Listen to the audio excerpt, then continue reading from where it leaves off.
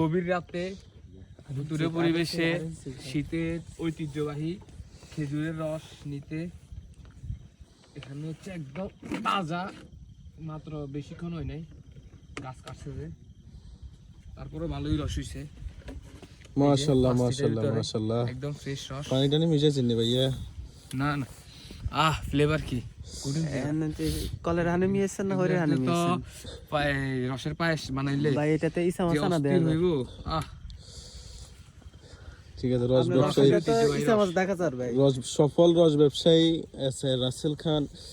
আপনাদের যাদের রস লাগবে যে রাসেলের সাথে কন্টাক্ট করেন। একদম নেই, আমরা রাসেলের নতুন রেস্টুরেন্ট কি ফুড আড্ডাতে রস পাওয়া যাবে আগামীকাল থেকে।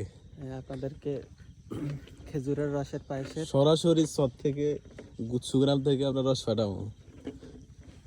আপনারা যারা সংগ্রহ করতে চান নারায়ণগঞ্জ ফুড আড্ডাতে যোগাযোগ করবেন।